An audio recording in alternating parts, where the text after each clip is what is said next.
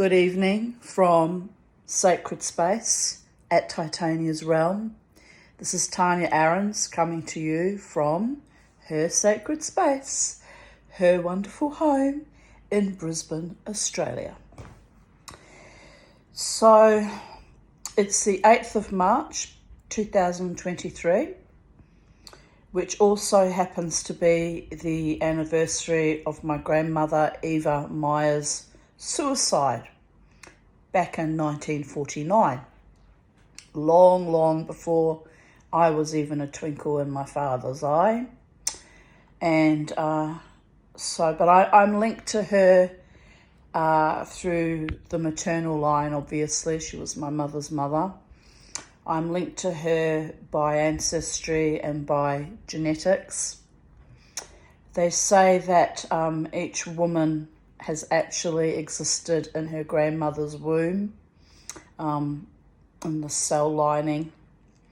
I can't quite figure out how that works, but anyway, apparently each generation from grandmother to grandchild is linked by some sort of cell membrane in the uterus. So anyway, but we're linked by spirit, we're linked by trauma, we're linked by biological imperative that she did indeed birth my mother Gisela. And look, the two of them were utter monsters, and I suppose my youngest child, Jasmine, looks on me the same way as some kind of monster. So the intergenerational legacy of trauma just endures and endures down through the generations. So it's probably good that COVID came along and they injected everybody stupid, and so there'll be no grandchildren now. It's probably a good thing that the line dies with me. But I'm still angry about it because I would have liked to have had the opportunity to see my daughters have their own babies, even at this late stage in life, them being 37 and 35. So all is not lost. It's still vaguely possible, but the window is ever shrinking. So it came up in my memories, in my writings, that I have a journal on both Facebook and I now transfer it over to Vocal Media. It came up in my memories this morning when I shared today's flotilla of writings. Is that a good analogy? Flotilla of something anyway. Excuse me, I've just eaten a very yummy homemade banana bread that I baked in my bread machine, and it was very delicious. So I didn't have dinner today, but I've been eating pizza for 2 days, so I figured I would give my digestive system a break and not eat dinner. And I got hungry this evening, so I ended up having 2 slices of really yummy homemade banana bread. So my digestive system has had no break at all, and off it goes, churning and diluting, more carbs and more sugar and more bread.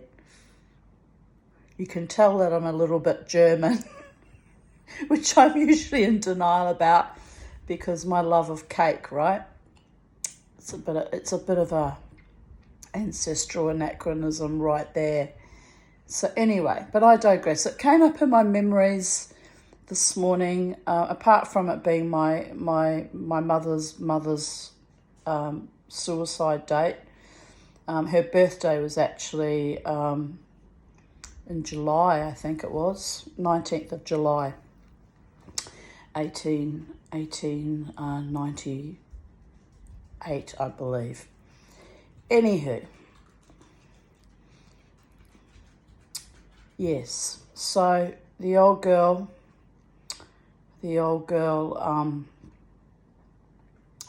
took her life after decades of madness and dealing with Germany and Nazi Germany in World War II, and dealing with, she was illegitimate, didn't know who her real father was, or as far as I could tell, she didn't know who her real father was. And then had to share her mother, who remarried when she was an adult, had other children. And then she married Eric, who, was a very, very doting, good husband, but had to go to work.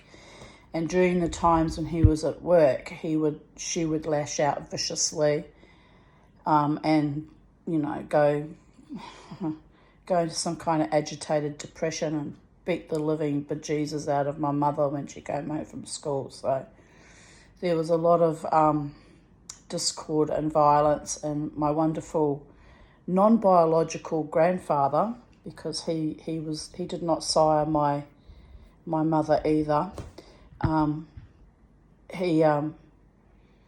He really was quite, not knowing how to handle the situation.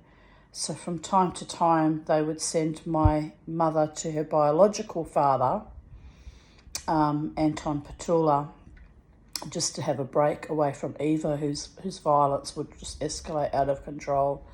And they probably thought, since he was her biological father, that it wouldn't hurt for her to spend some time with him and get to know him as a person. But she wasn't told, he didn't tell her that he was her biological father until she was 16 years old, which she was born in 1927, so 16, it must have been 1943 when he finally told her he was her father.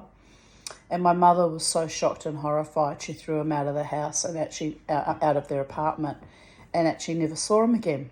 So I don't know what happened, whether he perished in the Holocaust or whether he just,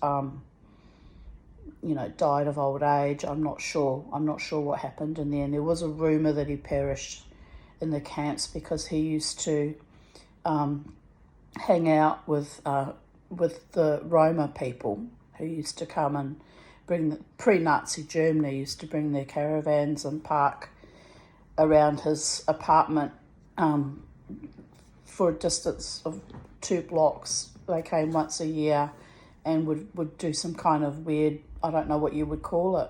Well, I spent an evening with him anyway, once a year, studying occult with him. So he was very well known and recognised as a powerful mage or male witch.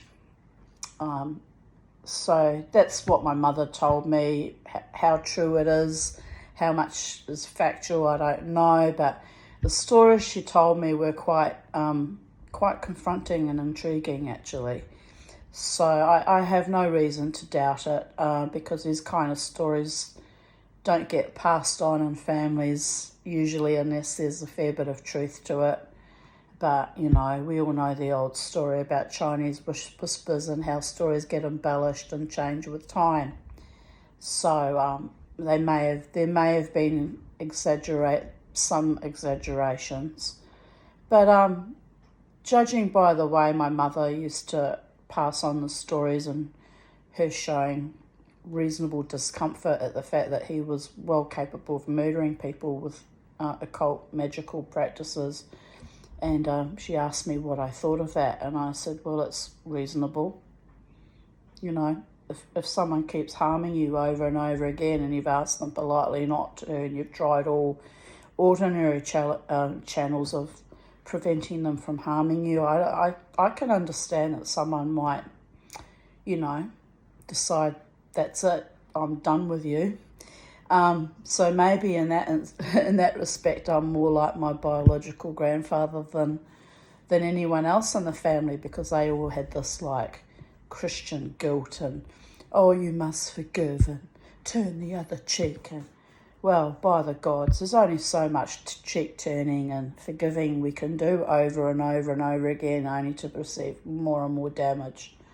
But then, of course, if I really was like my biological grandfather, my entire family would have just conveniently been annihilated long before the cumulative harms they managed to get away with for decades. So there is that. If you've ever watched the movie The Omen, I'm saying this half joking, right? But if you ever watched The Exorcist or The Omen, when these young children turn out, they're spinning their heads and the whole family dies. I used to watch those as a young girl and think, I kind of get it.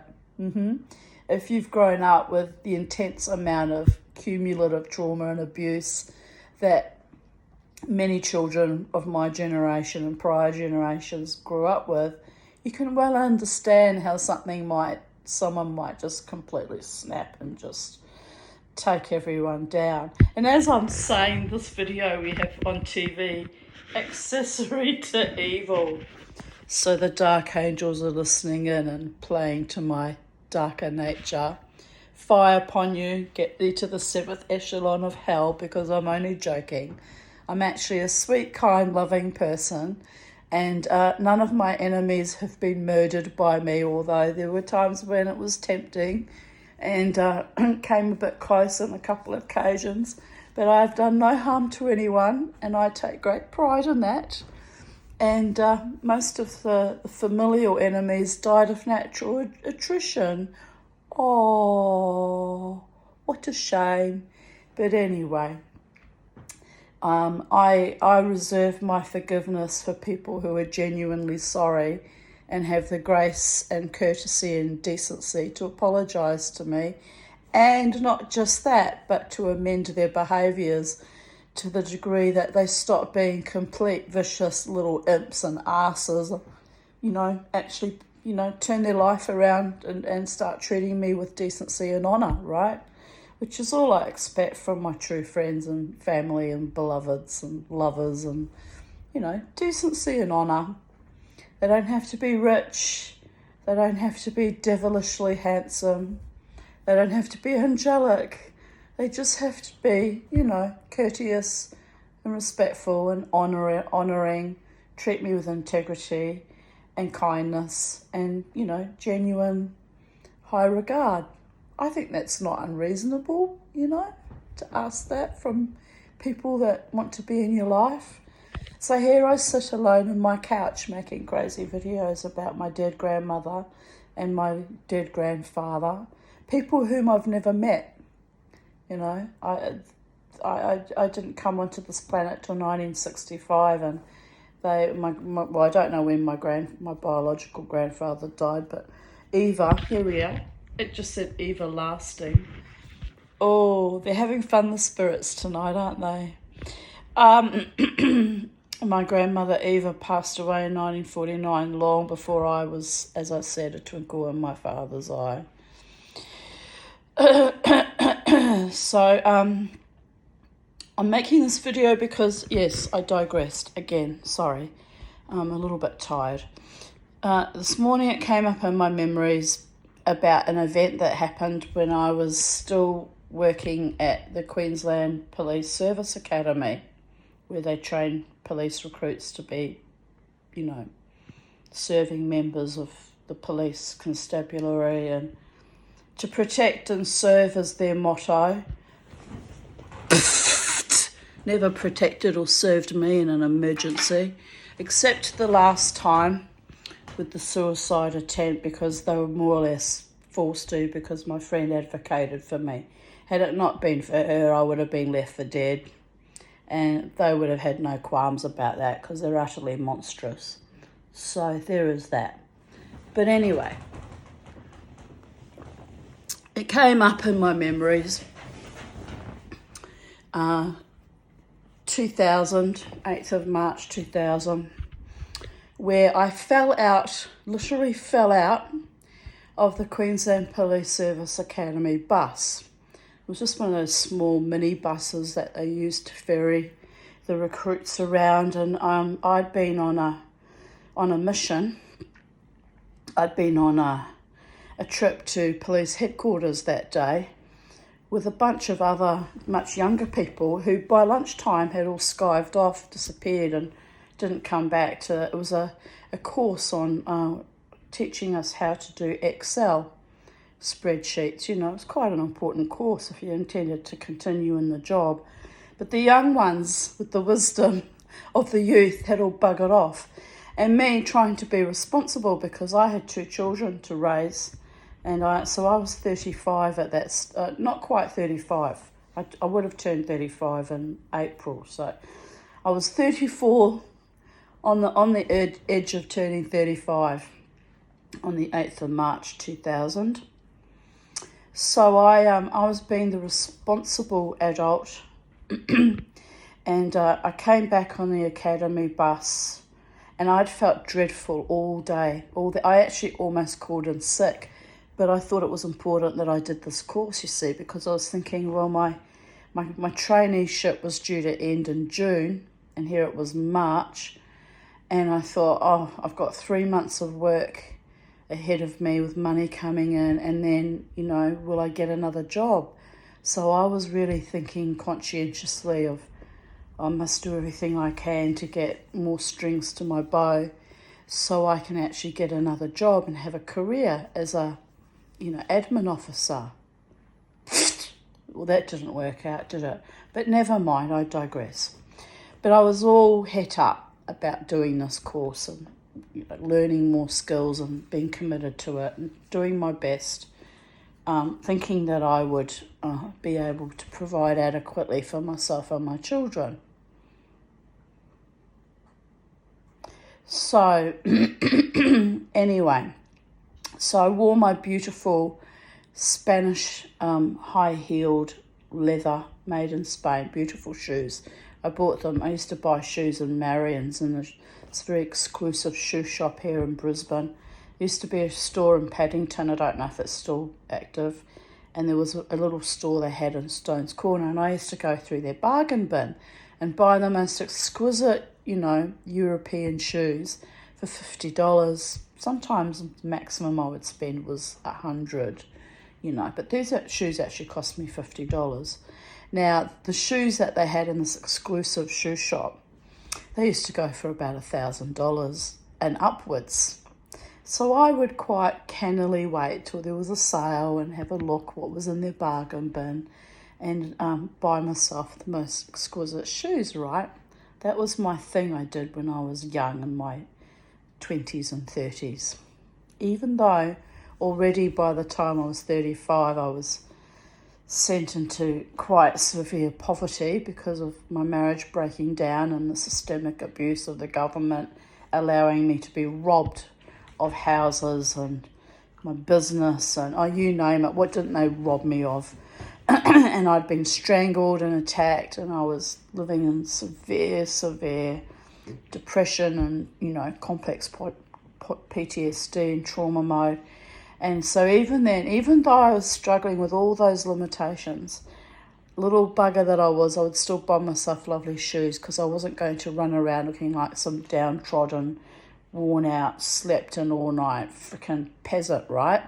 I was determined to still have a bit of dignity and a little bit of class. And there'd been quite a bit of bullying at the Queensland Police Service Academy because they didn't like that I didn't come in looking, downtrodden and submissive and pathetic. And I'd wear these beautiful shoes and I'd dress nice. And then there was some fracas for a few months because some of the women in the office actually was my mentor and very nice woman, a very good friend, put it out that they thought that I dressed inappropriately because I was wearing just my normal sort of, maxi long dresses, and I'm a chubby woman, so I wear more like hippie flowy dresses, which I didn't see anything wrong with because they were comfortable and they were attractive and I looked smart, but they wanted me to dress more corporate, Well, I ended up saying, well, if you want me to dress corporate, then provide me with a fucking uniform, right? But no, they wouldn't do that. So there was a lot of hissing and bullying and bitchiness about the way I dressed. And part of what they didn't like about the way I dressed was my exclusive, exquisite Marriott shoes. Because people can be nasty and bitchy, right? Anyway, so I had these beautiful shoes on this particular day. I still remember it, the 8th of March 2000. And I wasn't wearing my hippy-dippy dresses, flowy, loose and comfortable dresses. I think I dressed a little bit more corporate that day because we were going to headquarters. So I just had a nice skirt and a nice blouse, and I looked acceptable, right? But what happened was that morning I felt ill, I felt off, I felt like my intuition was twanging all over the place. And I thought, today's not going to be a good day. But I had to drive my car to this mechanic because, as fate would have it, I double booked things. The way things sometimes work out, I get caught up in these double booking, and it increases the stressors to my life and triggers my PTSD. It's all very awful. But I had double booked to take my car to a mechanic, which was due for a service. And because the police academy was a fairly long drive away from where I lived at Logan Lee, and the academy was at Oxley, which borders on Inala. So I needed to keep my car in good action, because without the car, I'd have to take a train, a bus, and then a train. Yes, it was a bus, a train, and then I think another train to get to the academy. It was quite awkward, which I did have to do for a couple of months when my car did eventually bomb out on me. I had that experience of having to struggle to get to work. It used to take me 80 minutes to get to work, right? It was insane. Whereas it was normally just a 15, 20-minute drive each way. So anyway, so there was that.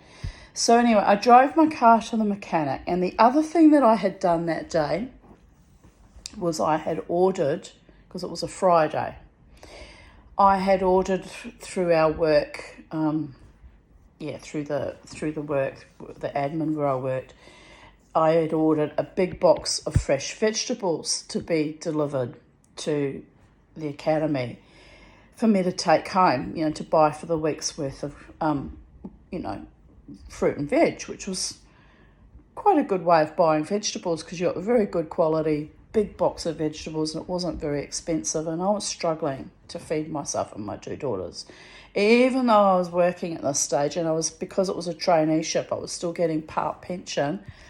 I got paid such low wages. It was very, when you think back on it, it was disgusting is what it was. But, I was trying to get my shit together to try and get some kind of career happening, right? So I had to accept the unacceptable, which was low wages and still being kept in the lowest echelon of society in a traineeship, and repeating a traineeship for something I was actually already qualified in back in New Zealand when I was a young girl. So that was insulting too. And then anyway, there was just layers upon layers upon layers of humiliation and degradation just in that job alone. Plus the bullying, plus the nasty jealousy about my dress code and my beautiful shoes. Plus they all thought I was some kind of bit of an idiot, which I guess I was. I was that traumatised. I just couldn't function and just needed to be in bed all the time. I was really unwell. And I think eventually, here it is, everlasting. You can see I'm not lying. Eva is my grandmother's name, Eva Meyer. And is she lasting? But I'll get back to my story. So there were two things I had to do, right? Three things I had to do. I had to get myself to police headquarters, which is in Roma Street here in Brisbane. And I had to return to Chelmer to pick up my car from the mechanics. And I had to go back to the academy to get my big box of fruit and veg, right? So anyway, in the morning, I deliver my car. I think I got the mechanic to drop me. I can't remember now, but I think I got the mechanic to drop me at work. So that was fine. And the police academy bus driver, we all pile in the little minibus, and he drives us to Roma Street, which from Oxley to Roma Street is probably about 20-minute drive, 20-minute drive, not that long a trip, And I'm on the bus and I'm looking around at all the people, and I noticed I was the oldest of the people there. They were all in their early 20s. And I just had this surreal feeling like something really weird or bad was going to happen. And I just thought to myself, oh dear God, I hope I'm going to be all right, And I knew that the security at police headquarters is very intense. Like you get scanned when you go through, just walking through the main doors in the office. There was all, you just go through scans and alarms and all this. Well, that's how it used to be anyway, pre-2000 and, 11, 2001. There was a lot of security at headquarters. So I go in there, and on the bus going, I'm having this feeling of dread. And then when I actually get to headquarters and had to be scanned by everything, again, there was this feeling of dread, And then I thought, oh, well, I'll get on and do this course, get on with the day, have lunch and, finish the day and go home, which is what I did. But anyway, come lunchtime, all the young people disappeared. I was there alone in this room where they were training us. And even the tutor said, where's everyone? I went, I don't know. They're young, they're all fucked off. I went, what? And I went, well, they obviously don't care about their job. And she's like, well, do you want to go? And I went, oh, well, I've got to wait. I've got to come back with the bus anyway. I said, I might as well finish off the day. So I did. I finished off the day. I was a responsible one. Twat. Honestly, I'm such a twat sometimes. Being the responsible one is sometimes the most stupid thing you could ever do in your whole life, right? But I'm programmed that way to try and be honourable and decent and fulfil my contracts with the gods, even if I don't always want to fulfil my contracts with human beings because they're malfeasant and treacherous and awful, But anyway, so I finished the day. I get back in the academy bus, and he says, oh, you're the only one going back. And I went, yeah, that's right. And he was like, oh, good on ya. I was like, yeah, cheers, thanks a lot. I could have fucked off, had lunch, had a wonderful time. I said, so much for being responsible, and even he had to laugh, I said, can you do me a favour though? I said, I need to be dropped at Chelmer to pick up my car, which is at the mechanic being serviced. So I need to pay the mechanic, and I'll drive back to the academy because I've got to pick up my box of vegetables. And he said, oh yeah, no worries, love, it's not far out of the way, So he pulls up in front of this mechanic in Chelmer, and it was on this big curb, big round curb, big round. I still remember it. It's like big main road, Oxley Road, I think, and then it curved around.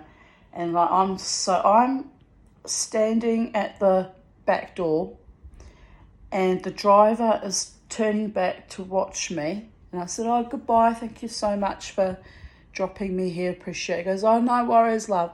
And he was kind of still watching me. I'm not quite sure why. Well, men, Anyway, so what happened? I had a clipboard in my hand, my handbag slung over my shoulder, clipboard in my hand and some books. And the steps of the academy bus, the edges of the steps were metal. And I don't know how, but I still have to laugh in a way. It was insane. My beautiful Spanish leather shoes caught the edge of the metal strips on the bus steps. There were 3 steps. And it was actually like I was skating, like sliding forwards, going down these, almost as if I was sliding downwards on the edge of these steps. And I couldn't grab anything because my hands were full.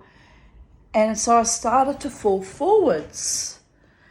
And as I'm falling forwards, I look down and I see the curb.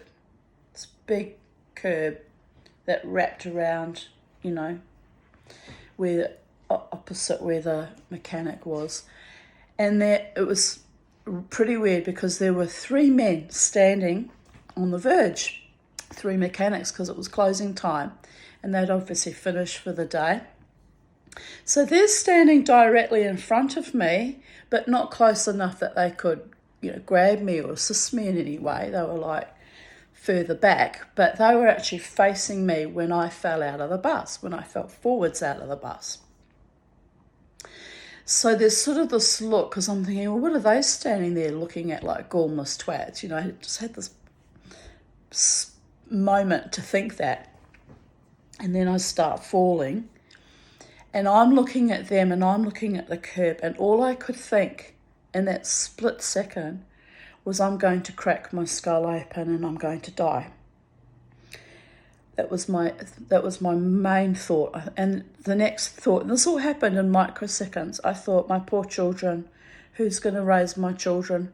I'll be dead, and they cannot possibly go to their father permanently, or to my mother or her boyfriend Buck at the time, who had caused me untold damage. Vicious, malevolent con artist, bastard from hell. So and pedophile too, because he was painting the bedroom lavender and putting pressure on my youngest to go and sleep over there. I said, you will sleep over in Ormy's house over my dead body, right? There was no way in hell that I was going to allow that to happen. So as I'm falling, I'm having all these thoughts flashing through my mind of like, oh my God, that he'll get permanent access to my children. They're not safe. What am I going to do? And this all happened. It was like a microseconds life review of what would happen if I died in that instant to my children. So, sheer force of will, I did a little shrug like this, shrugged midair and pulled myself up. And even I thought to myself, well, that's a bit childlike, isn't it? Like, you're going to die, girlfriend. And but I don't know. And now that I know that it was my grandmother Eva's yahrzeit anniversary of her suicide, I always thought it was an angel that saved me, right? Some angel that, because I never saw who interfered supernaturally, but it was supernatural what happened. I always assumed it was an angel, but now I think about it, since it was the anniversary of her suicide, and I had that feeling of dread all day, like some kind of precognition of something awful happening. I actually think it could have possibly even been her protecting me, because the spirits, the angels, the higher dimension would have seen. My thought process was, I'm about to die and my poor children, God help us. And I was always already extremely traumatized, because we'd been threatened at that point in time for 2 years by an ex-lover, right? An ex-boyfriend. So I was already traumatized and, really wanting to stay alive as long as possible, because I'd made a vow to myself that I could not die until my children had reached adulthood. That was a promise that I had made to myself when they were still young. When I first left my husband, I was strangled. I said to myself, no, your children need you. You cannot afford to die until they reach adulthood, because you've got one job in this life, and that is to provide a safe haven. Well, it wasn't that fucking safe, was it?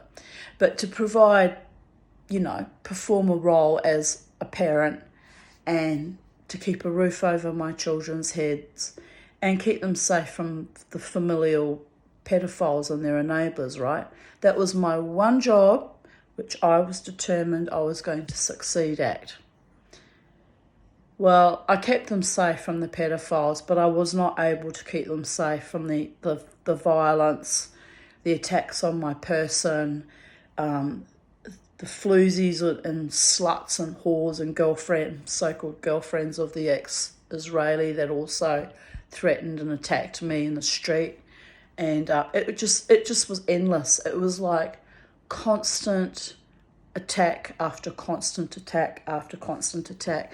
And when I tried to get help from the state, I was deemed crazy and ignored and just flicked off like I'm some sort of lunatic. And I had the bruises around my throat, to prove it, by the second time I was strangled by the ex-lover. I actually had documented it at the Logan police station, so they knew I wasn't crazy and I wasn't making it up. Nothing was done. Nothing. So here I was, And I was strangled a third time not long after that by David Davidson, who's now dead, and good riddance to him. Son of a bitch he was. So there were 3 strangulations by the time I was 35, right? So I was really quite done. And part of me actually wanted to die because I was done. I was done being brutalised and tortured and dehumanised. I was done with the unrequited love affairs and the sadism and the perversions and the cruelty. I was done even trying to hold down this job at the police academy because I could see it was pointless and useless, because I'd been bullied so much in it that even my mentor, the rehabilitation officer, who became a dear friend of mine, actually was backing me up in the end and saying to me, if you don't feel well, Tanya, don't force yourself. Like, this job is not good for your mental health. Like, I can see you're struggling. She was actually a really decent woman, and she had nothing to lose by doing that because she was about to retire herself. And she too had been bullied for years in that job. So I was the one that had pointed out to her, like, don't you think this is enough shit now? Like I said to her, I've been through so much in my life. I'm just done. And she was very supportive and very loving. So there was that. But anyway, as I'm falling forwards out of the academy bus, you know, I lifted myself up, and in those days I was not fit. I didn't do athletic. I've never done athletics. I've never done gymnastics. I did dance occasionally, but not like I have done for the last 12 years every weekend. So I'm actually probably physically more lithe and more fitter than I was back when I was 34 going on 35, right? But I did a very unusual thing that even blew my own mind. I lifted myself up mid-air while falling, right? And I turned myself 180 degrees. Was it 180? Yeah, 180 degrees. Because 360 would have been facing the same way I was facing outwards, but I actually turned and landed hard on my foot, on my left foot. Actually, I'm getting a lot of pain in that foot now, and arthritic pain, and and I often wonder if the pains I'm getting in the bones of my feet are not partly attributable to all the injuries I had, like that example, falling out of the bus, when I got no treatment and I was demonised by the occupational health and safety officer and treated like garbage, you know.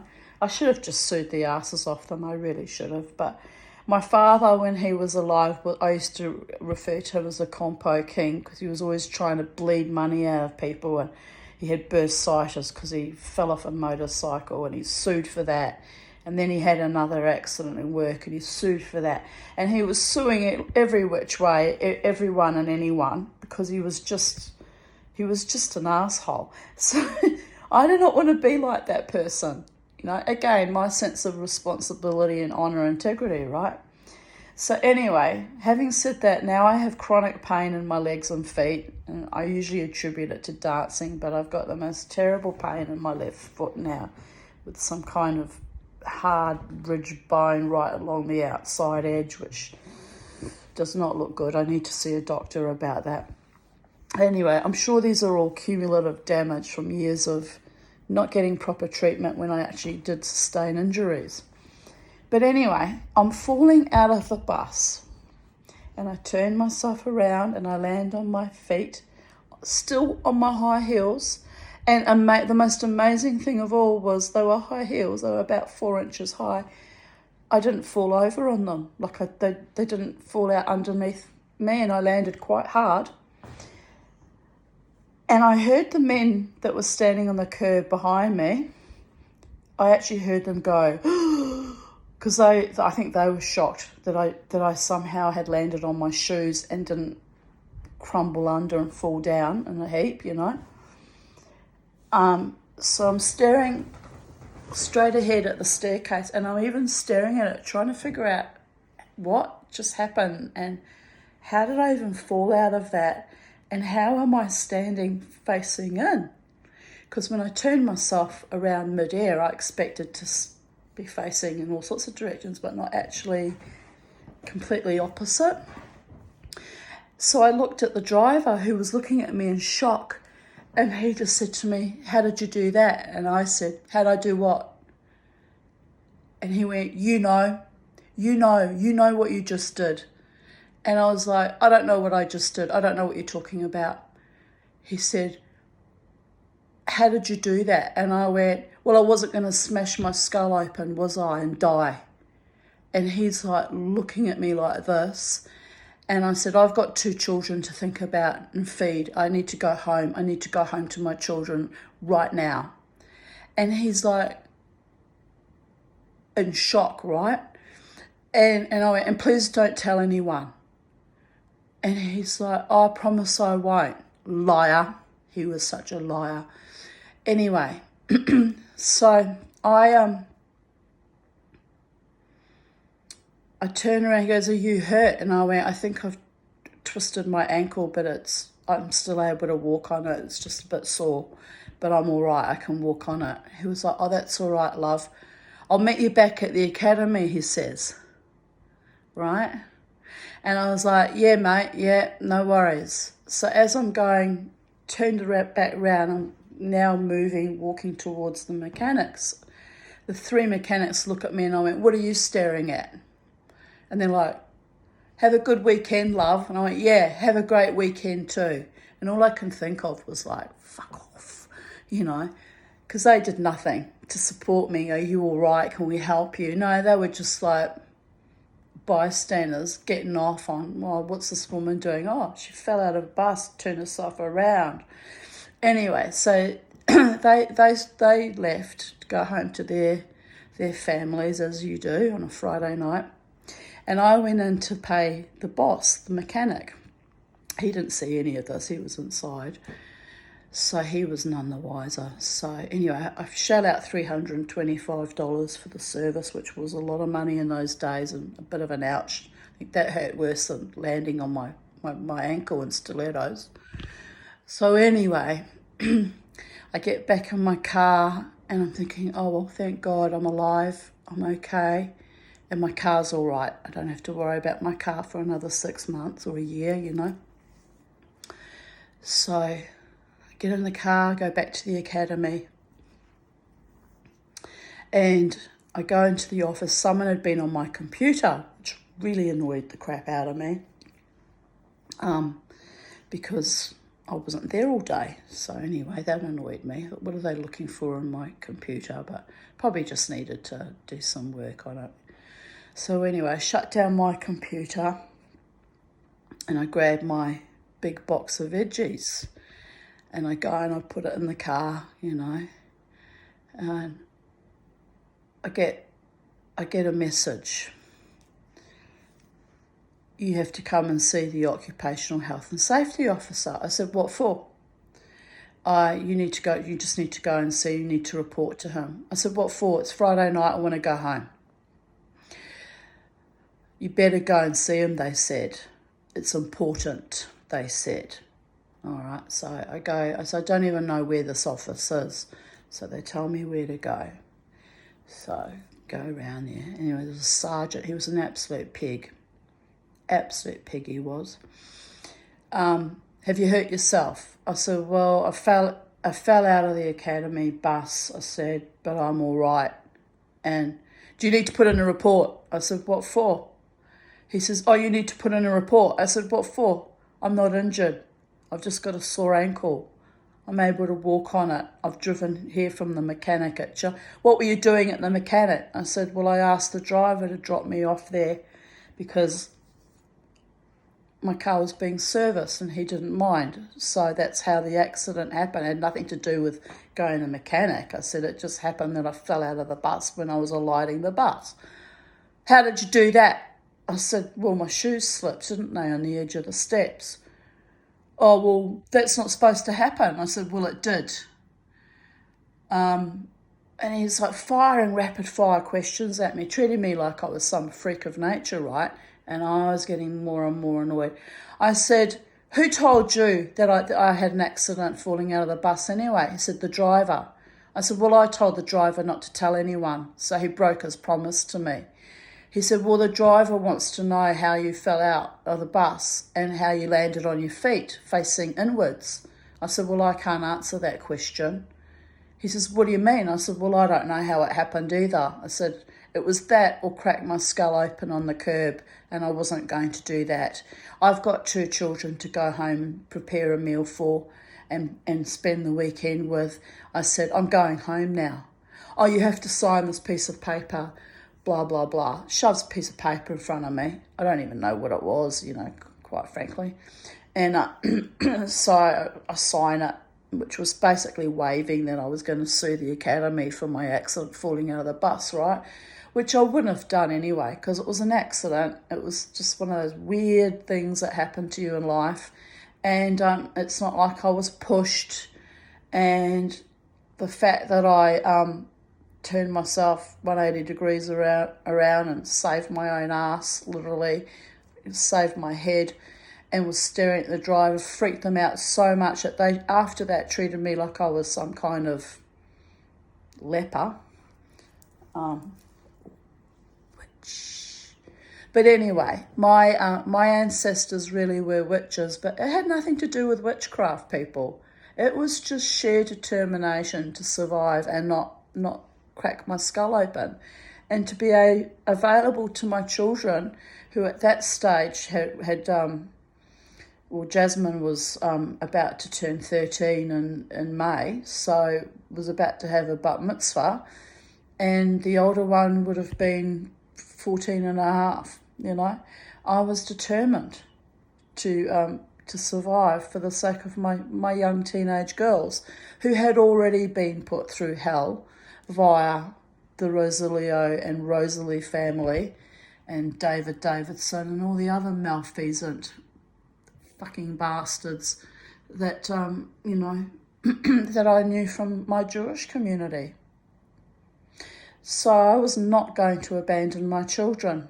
I was not going to leave them to the packs of salivating hellhounds and drooling werewolves and pedophiles and con men and predators. It was not going to happen. And so by sheer force of will alone, I literally saved my own skull. So anyway,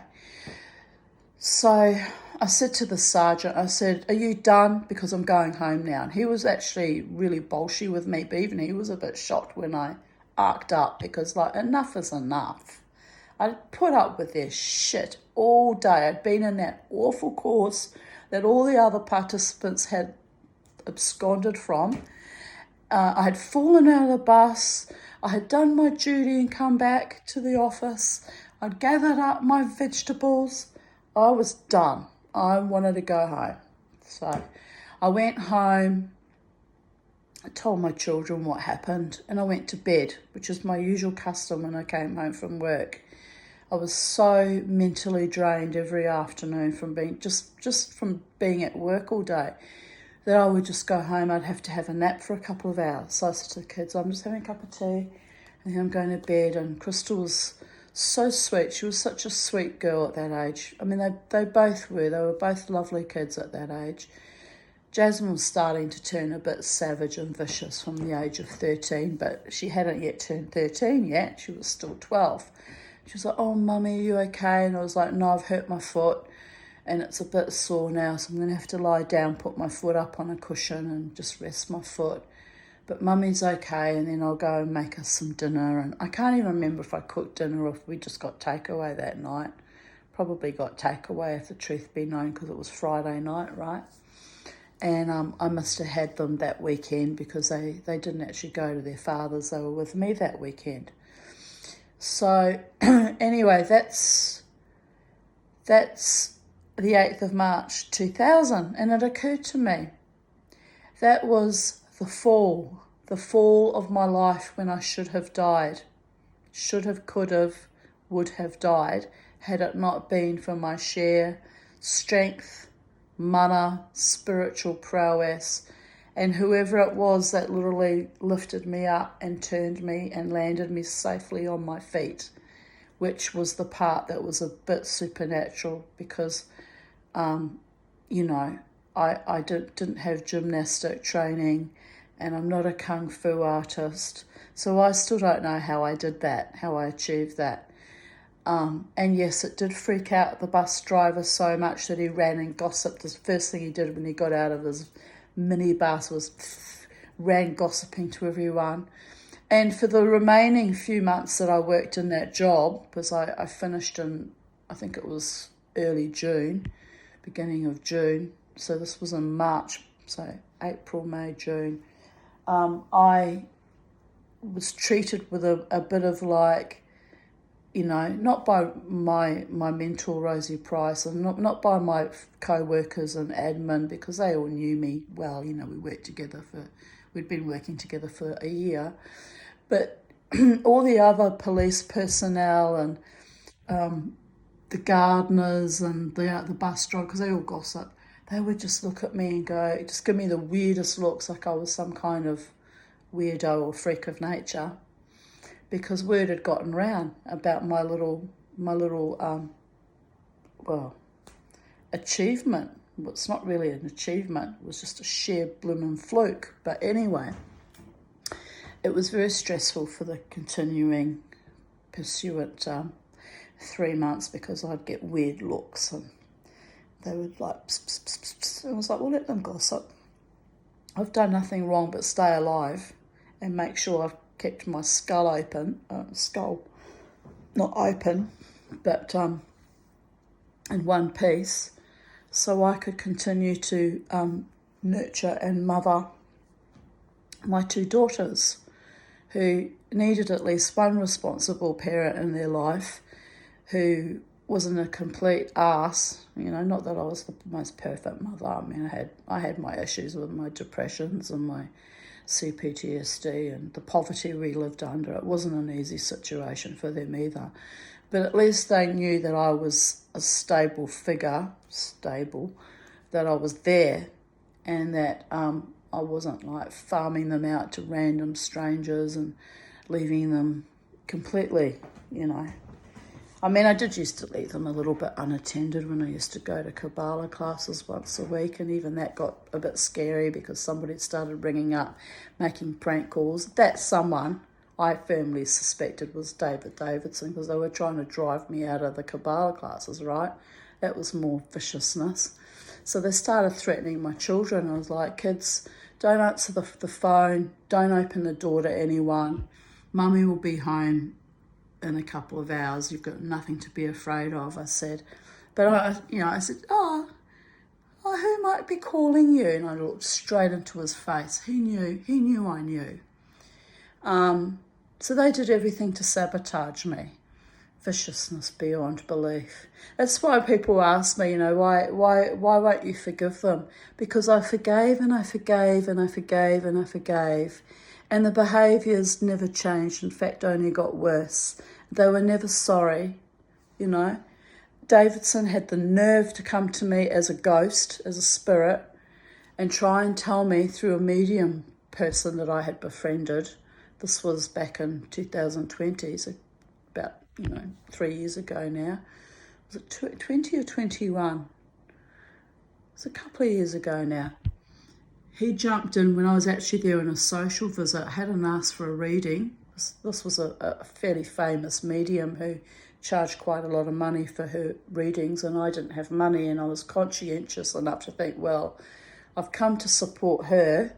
She was at the time freaking out off her head about COVID and the mandated vaccines, and she was freaking out that they were going to take all the children in the schools and forcibly inject them. And I said, if they forcibly inject your child against your will and against her will, I said, I will start a war. I would have started a war had that happened, but it didn't happen. But she was absolutely petrified. So I went to support her. She was hysterical about worrying about her daughter's body autonomy and being kept safe from injections. And I completely understood because I was pretty hysterical too, except my adult daughters, who were beyond my control, because at that stage, Crystal's like 35, Jasmine would have been 34. They'd made their own choices and decided to get the you-know-what, which was not something I absolutely supported or endorsed in any way. I begged them not to, in fact. So here I am going to support this woman who lived, or as far as I know, still does live in Browns Plains. And we're sitting there having a nice afternoon. I actually spent quite a few hours in her company, thought she was a nice friend. Well, she turned savage in the end, telling me that Auschwitz was beautiful, the monster. But anyway, I didn't know that she was a Nazi at that time, so I'm just sitting there having a nice cup of tea, hanging out with her, right?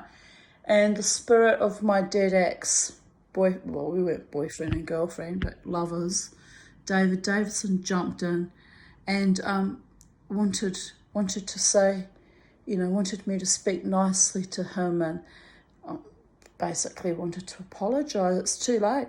The damage you've done, there's no way of repairing it now, So I was actually quite angry about that in a way. I went there for a social visit, not to have a mediumship reading with a dead ex-lover who wasn't invited. We hadn't opened up. We hadn't done any ritual opening up to the spirits. We hadn't prepared any reading. It was just random. Anyway, that should have told me then and there that she was unprofessional and evil, because she's sitting there telling me, why don't you speak nicely to him? I said, I don't talk to that animal. I actually said, I don't talk to the C word. She said, why don't you talk to him? I said, because he's done so much harm to me when he was alive. Why should I talk to him now? I owe him nothing. He wants to say sorry. I said, sorry's not good enough, is it? It's not going to cut it. There's no coming back from that. And, why don't you try forgiving? Because if you forgive, it will release you and will release him, and then you can move on. He can go into the light. I said, I've told him he can go into the light. He can go into the light anytime he likes. I've forgiven him to the degree that I understand that he is no longer in physical form, and he no longer has any binds to me, contracts with me. I said, he can go into the light, but he will not have any more of my forgiveness. I forgave him many times when he was still living, and I said, to my own detriment. I said, the creature was so demonic and so evil. I said, even jumping in the way he has done this afternoon, I said, was inappropriate and boundaryless. I said, how do we even know for sure it's him and not some demonic little imp? Well, anyway, she wouldn't have it, would she? Oh, no, it's him. She didn't know the man from Adam. Anyway, bear that as it may. Bear that as it may. Forgiveness I reserve for those who are genuinely sorry, who have the grace and the dignity and the courage to come up to my face and say, I'm genuinely sorry for the things that I've done to you and said about you and the harms I've done you, and can explain bullet point by bullet point all the things that they did to me and why they should be sorry. And then, even then, I would need to see a change in their behaviour. I have set conditions on my forgiveness now. I have boundaries around boundaries around boundaries, because I know more than anyone else what it is to forgive someone who is so evil and so reprehensible and so demonic, or so acopic or cowardly or scummy lowlife. To continuously forgive such people is like cutting yourself open with a very sharp razor blade constantly, bleeding yourself out, and then wondering why you can't staunch the blood, because it keeps happening over and over. It's ripping it open again and again and again. So the same goes for the last lover who I did hold I did hold a torch for, and that was a demonic oppression too. I did hold a long time hope. I prayed for miracles. I prayed to the gods and the angels and the ancestors and even the benevolent fae. I prayed and I prayed and I prayed and I prayed, and I worked hard to rebuild my life after the suicide attempt. I'm still rebuilding my life and will be until the day I die. I put in a lot of effort, and I'm tired and I'm not all that well, but I've been tired and not all that well since early childhood, so I've learnt to live in a subpar existence and accept that that is the best version that I can possibly be given my health issues. But when I say I would like genuine contrition, respect, integrity and honour, I mean it. You know, I fell out of a bus and should have cracked my head open that day and died, but something powerful and beautiful and incredible saved my life. In 2015, on the night of the 21st, 22nd of August, I should have died then, and again, there was some divine intervention, possibly demonic intervention. I mean, who is my master that keeps me alive against my own human will? One starts to wonder, doesn't one? But I know I'm still a good person at my core and in my heart, so let's just call it divine intervention for the purposes of this philosophical debate. Something divine intervened that night and kept me alive in this physical form. And again, there was a near-death experience on the 25th of June 2019 after the gallbladder surgery. And someone, I don't know if it was God, but I was definitely communicating with some unseen entity.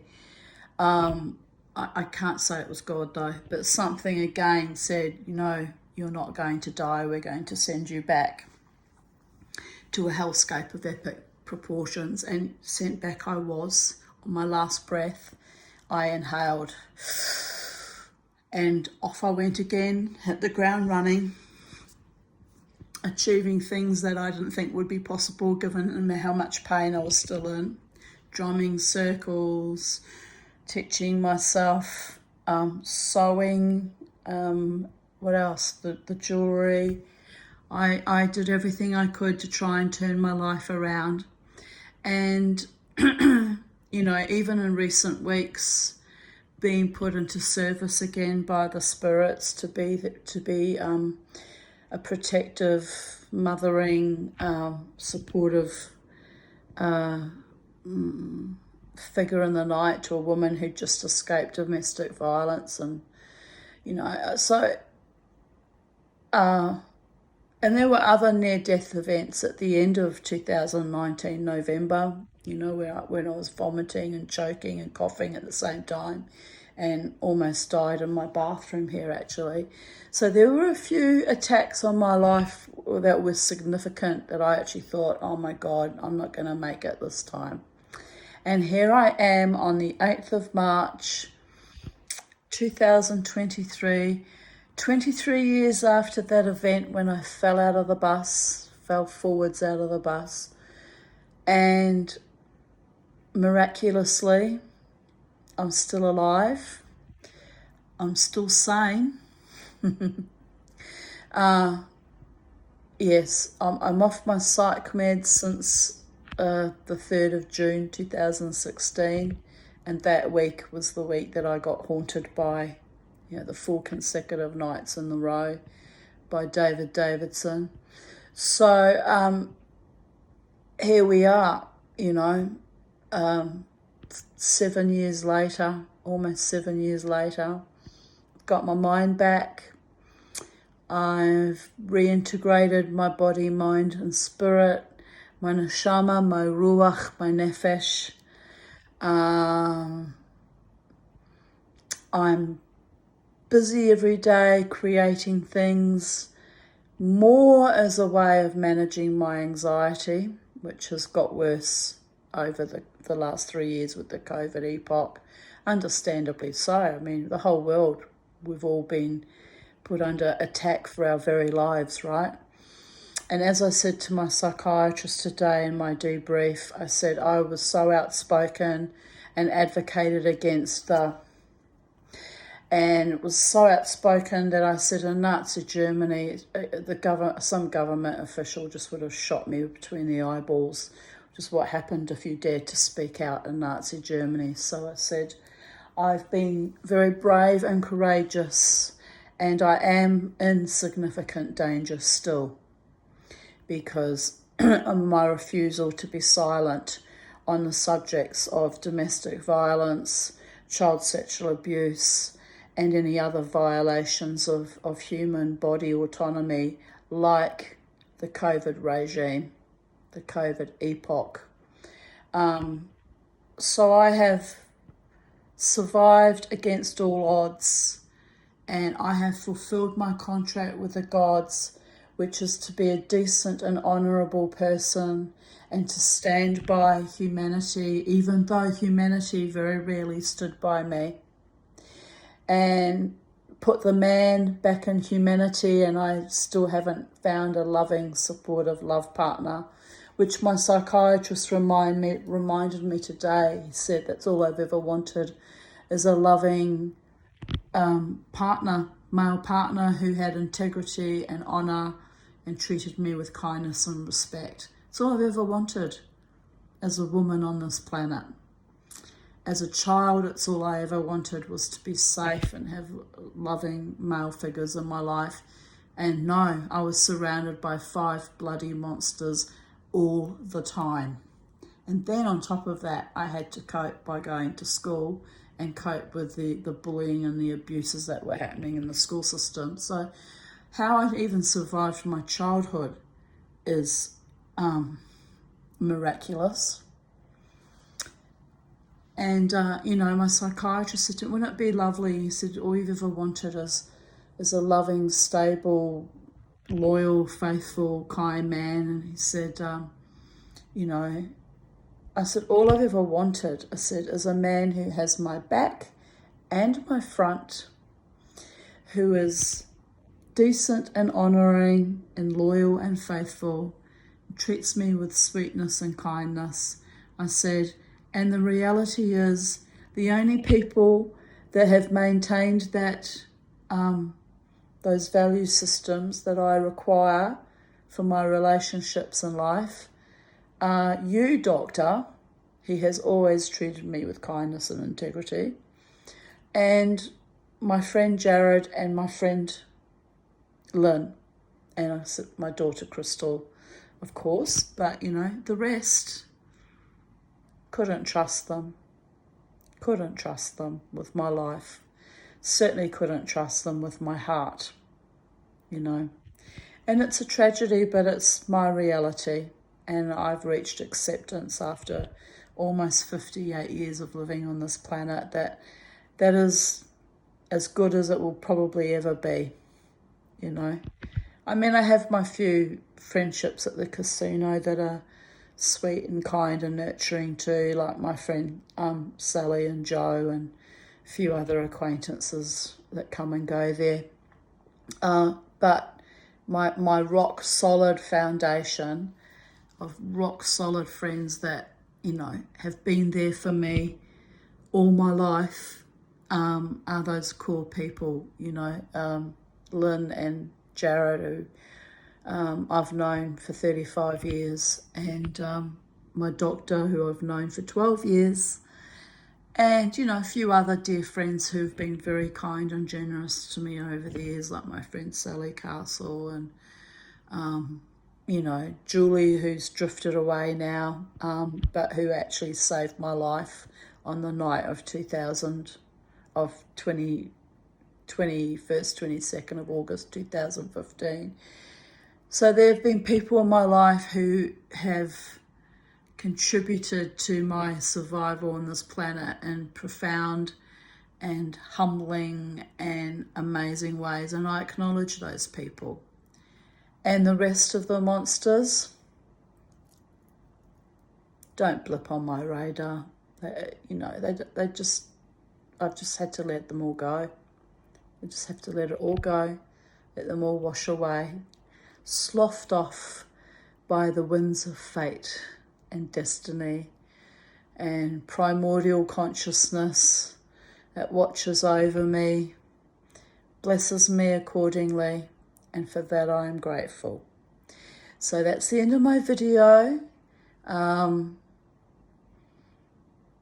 Yes, Eva Meyer, my biological grandmother, the maniac who was so vicious to my mother, may or may not have saved me that day. It was certainly strange that it was the anniversary of her death when that weird event happened. So might not have had anything to do with her. One will never know. But it just gave me pause for thought this evening about the strange twists of fate and the strange supranatural acts of survival that I personally have manifested are actually quite surprising at times. But anyway, good night from me at Sacred Space, and I'll talk to you again soon when I've got something else to thrash out of my head. And yes, forgiveness is for those who are truly contrite. And I don't do the Christian turn the other cheek or the Judeo-Christian, beg and grovel and cut deals with and bargain with monsters. No, no, no, no, no. Life goes on, people. Hold your true beloveds precious, the people who love you and respect you and treat you with honour and integrity.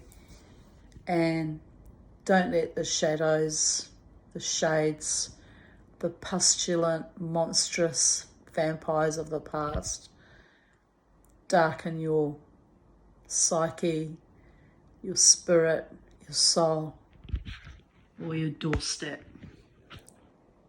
Don't let them in. Rejoice in your survival to thrival and be happy. Bye for now.